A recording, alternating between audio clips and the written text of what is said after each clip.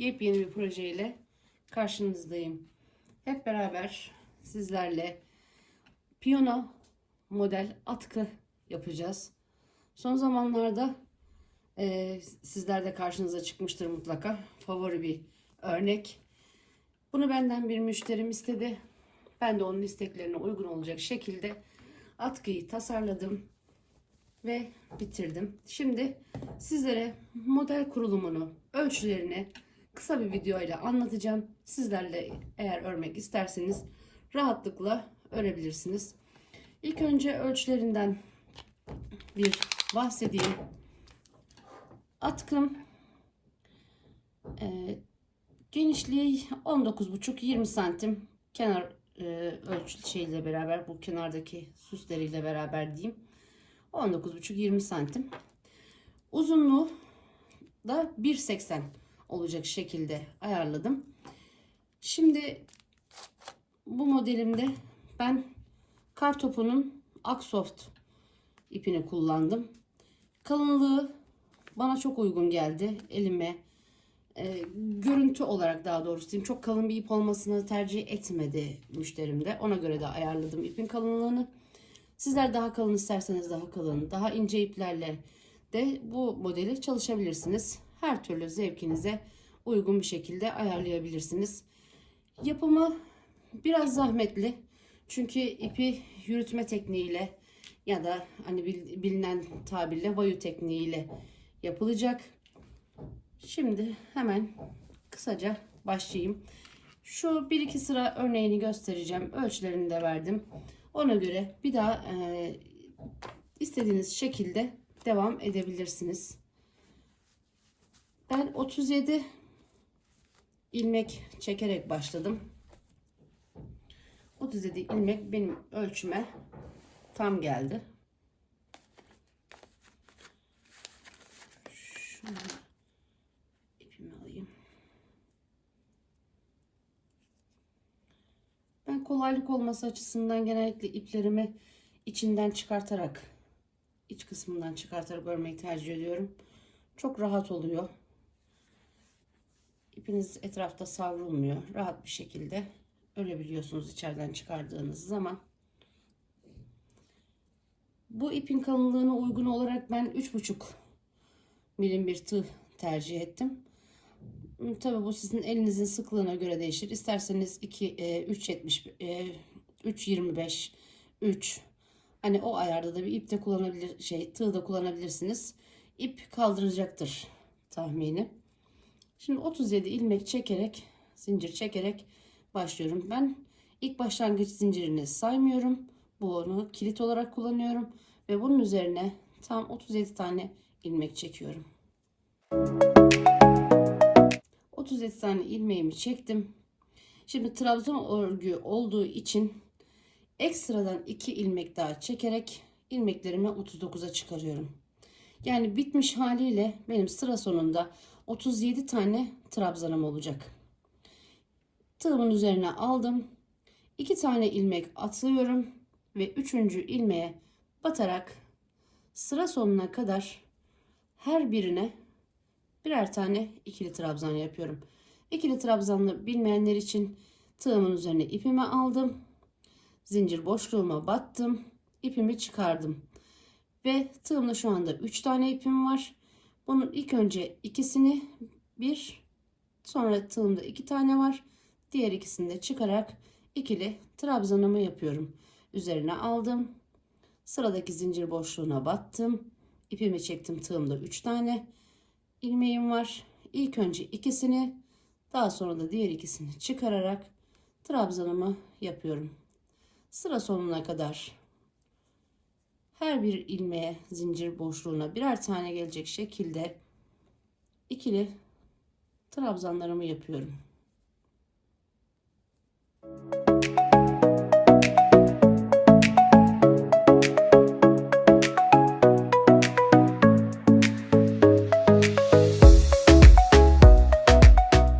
Şimdi sıra sonuna kadar geldim. En son ilmeğime de battım. İkili trabzanımı yaptım. Şimdi bir üst sıraya çıkabilmem için 2 tane zincir çekiyorum ve örgümü ters çeviriyorum. Üzerine ipimi aldım. Hemen zincirin dibinden başlayarak ilk boşluğa batarak örgümü döndürdüm. Bir sıra daha aynı bu şekilde her ilmeğe birer tane olacak şekilde birer tane ikili trabzan yaparak sıra sonuna kadar tekrar geliyoruz. Sıra sonuna geldikten sonra siyah ipimizi takacağız ve piyonun tuşlarını oluşturmaya başlayacağız.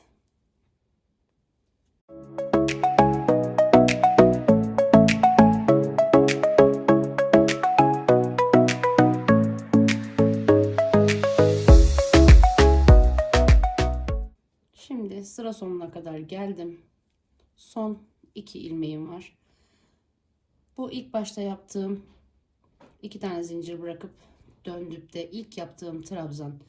İlk yaptığım trabzan tepesine de batıyorum. İlmeğimi çektim. İlk 2'yi çıkardıktan sonra tığımın üzerinde ipimi bekletiyorum.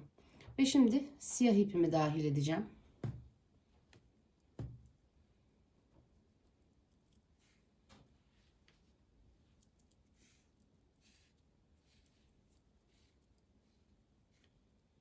Siyah ipimi aldım.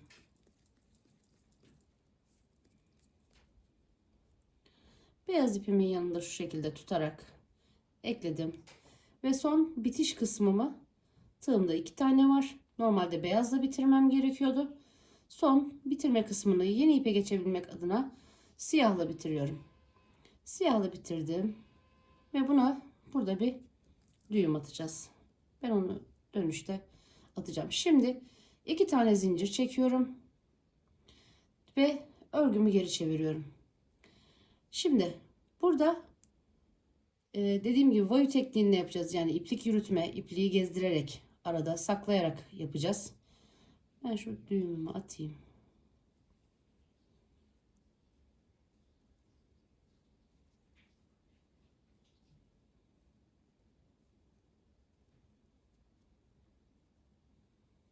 Siyah ipimi bağladım.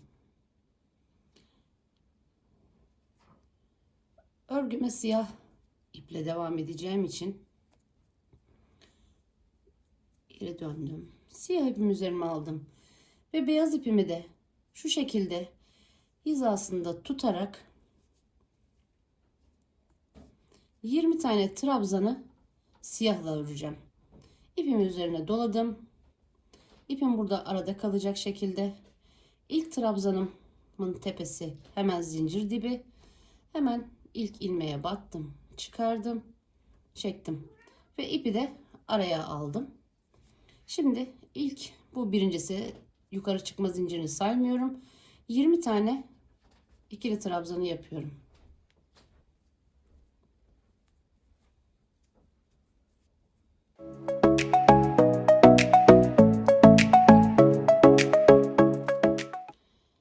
On 18. ilmeğimi yaptım.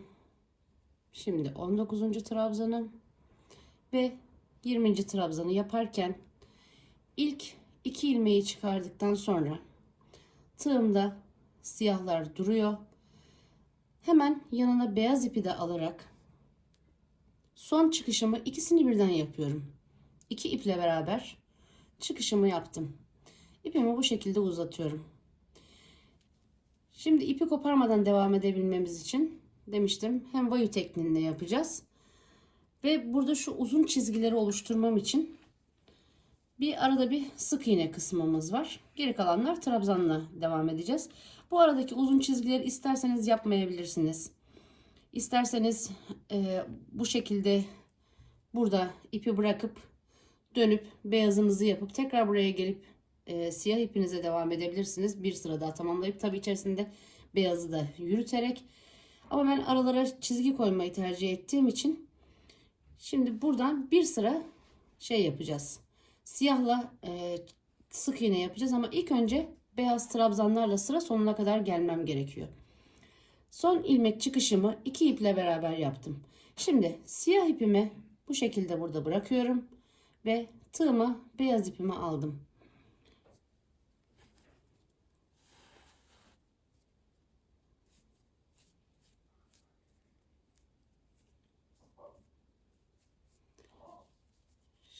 Şimdi sıra sonuna kadar geriye 37 tane ilmek trabzan yapmıştık. 20 tanesini siyahla yaptık. Geriye kalan 10 tanesini siyah ipi burada bırakarak beyaz ipimle kaldığım yerden devam ediyorum. Geri kalan 17 taneyi beyazla sıra sonuna kadar tamamlıyorum.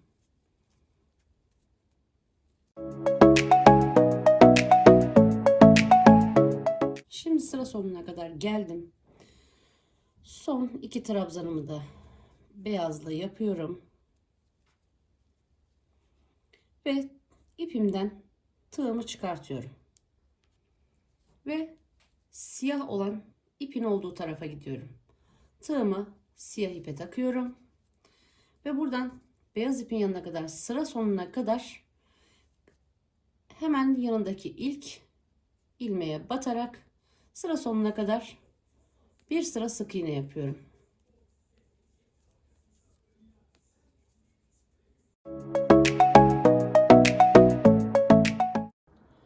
Evet, şimdi sıra sonuna kadar geldim.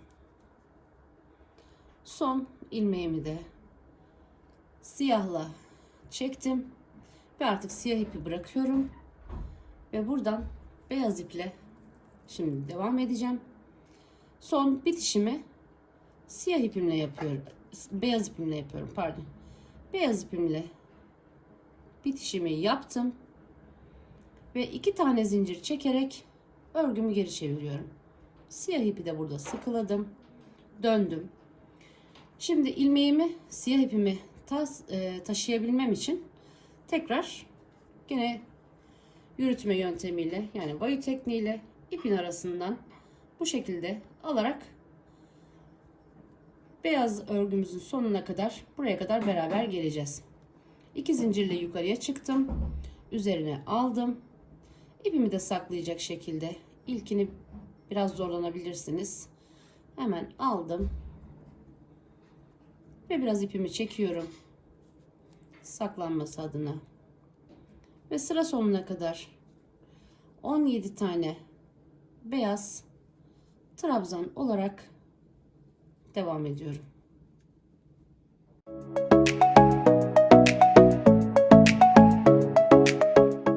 Şimdi son ilmeğime geldim. Beyazla son ilmeğimi de yapıyorum. Ve bitişimi gene tığımda beyaz ip olarak 2 tane var. Beyaz ipimi bırakıyorum ve üzerine siyah ipi alıp parmağıma son bitişimi siyahla yapıyorum.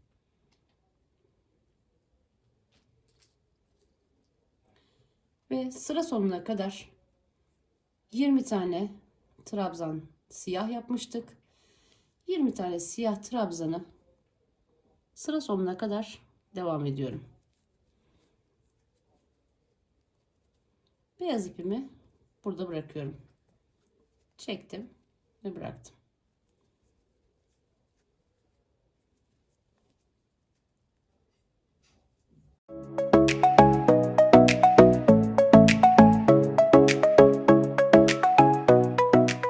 Kadar geldim. Son 2 trabzanımı da yapıyorum. Son trabzanımı yaparken yine ilk 2'yi siyahla çıkardıktan sonra şimdi beyaz ipimi alacağım. Beyaz ipimi burada bırakmıştık biliyorsunuz. Şu şekilde ipi tutarak ilmeğimin olduğu yere kadar ipimi çekiyorum. Ne çok gergin ne de çok gevşek olacak şekilde, örgümü kasmayacak şekilde ipimi buraya kadar uzattım. Ve siyah ipimi bırakıyorum. Ve beyaz ipimi elime alıyorum. Ve son bitişimi beyaz ilmekle iple yaparak 2 tane zincir çekerek geri dönüyorum. Şimdi siyah ipimizi burada bırakacağız. Ve sadece beyaz ipimizle sıra sonuna kadar 2 sıra olacak şekilde, şu 2 sıra olacak şekilde araya beyazla devam edeceğim. İlk önce siyahların üzerine, sonra bir tur daha atıp tekrar geri geleceğiz. Yine aynı şekilde ipi burada arada tutarak saklayarak devam edeceğim.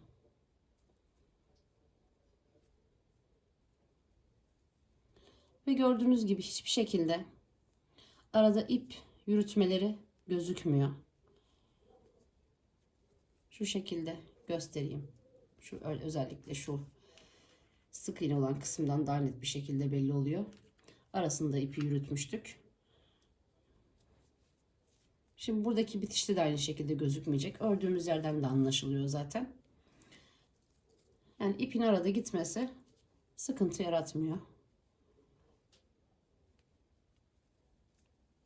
İki sırayı örüp geliyorum.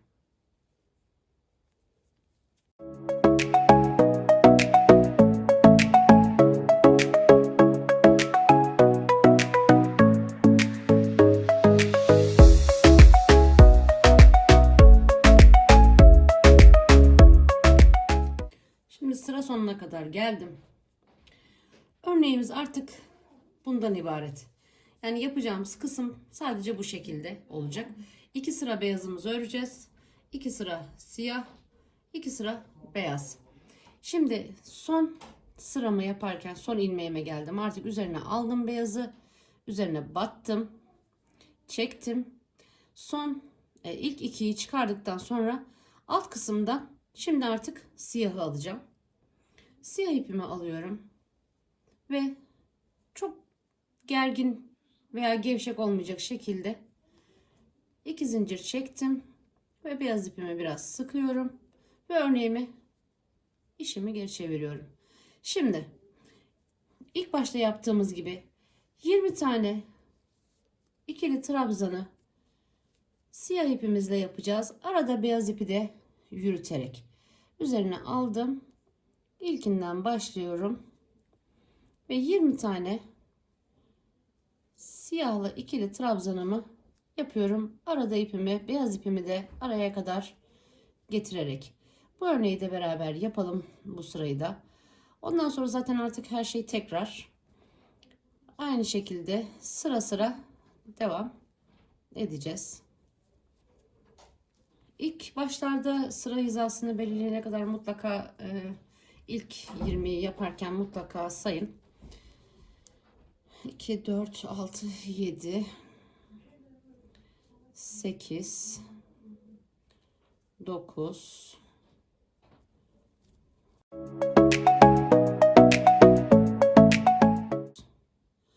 ve 20'nin ilk ikiyi çıkardıktan sonra 2 ipimi birden elime alıyorum ve son bir çıkışımı 2 iple beraber yapıyorum. İpimi uzattım. Siyah ipimi bırakıyorum burada ve beyaz ipimle sıra sonuna kadar kalan 17 tane ilmeği öreceğim. Sıkıca çektim beyaz ipimi ve kaldığım yerden sıra sonuna kadar örüyorum.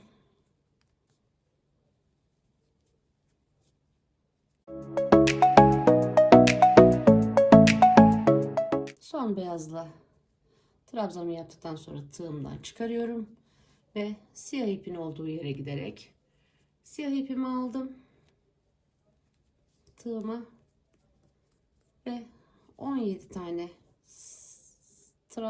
sık iğne olarak hemen kaldığım yerden ilk beyazın tepesinden başlayarak sık iğne olarak beyaz ipin yanına kadar gidiyorum.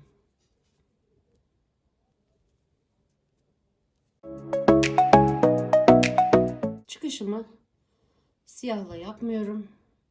Hemen buradan beyaz ipe geçişimi yaptım. Siyah ipimi sıkıyorum ve içerisinden beyazla geçip 2 tane zincir çekerek örgümü ters çeviriyorum. Arada siyah ipimi gizleyerek orta kısma kadar trabzanlarımı yaparak geliyorum.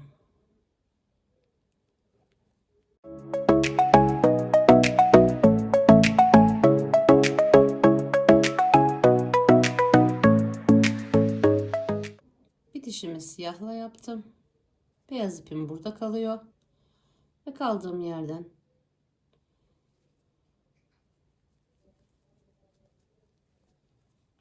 ...20 tane ikili trabzan sıra sonuna kadar yapıyorum.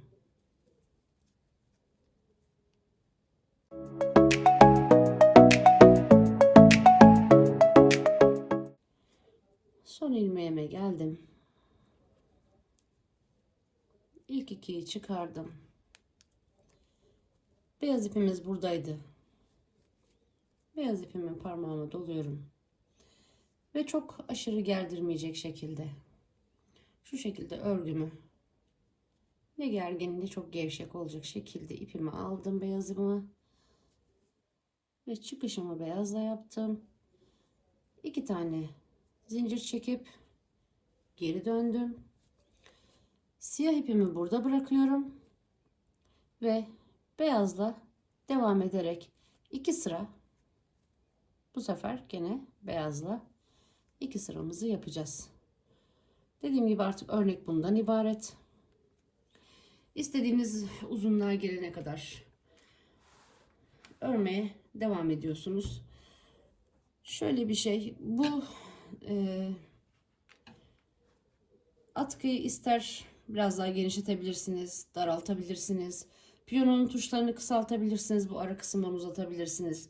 İlk başta dediğim gibi isterseniz bu çizgileri atmayabilirsiniz. Sadece düz olarak piyano çizgisi kullanabilirsiniz.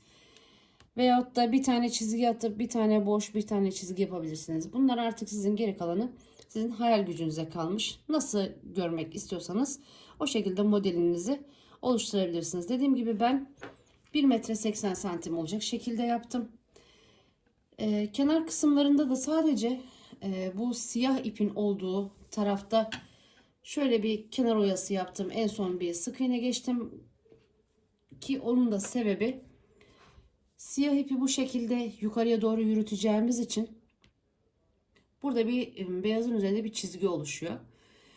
Şimdi bu çizgi de böyle boşta kaldığı için görüntü olarak hem çirkin hem de kullanım açısından da takılma olabilir diye son hem biraz daha görüntü olarak düzgün de dursun böyle siyah bitişle.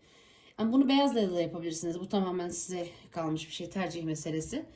Beyazla da kapatabilirsiniz, siyahla da kapatabilirsiniz. Hangisini genel olarak görmek isterseniz. Ben uç kısmında siyah ağırlıklı olsun diye siyahla gittim. Gördüğünüz gibi bunun diğer kenarlarına herhangi bir işlem uygulamadım. Oralarını boş bıraktım. Çünkü buralara gerek görmedim ekstradan bir sık iğne olarak geçmeyi. Ama tabii dediğim gibi tercih sizin. İsterseniz kenarlarına sık iğne de geçebilirsiniz. Uç kısımlarına herhangi bir püskül veya bir süs, herhangi bir şey yapmayacağım. Bu şekilde sade olması benim daha çok hoşuma gitti ve bu şekilde bırakacağım bunu. Eğer modelimi beğendiyseniz kanalıma ücretsiz bir şekilde abone olarak ve bir like atarak bana destek olursanız çok sevinirim.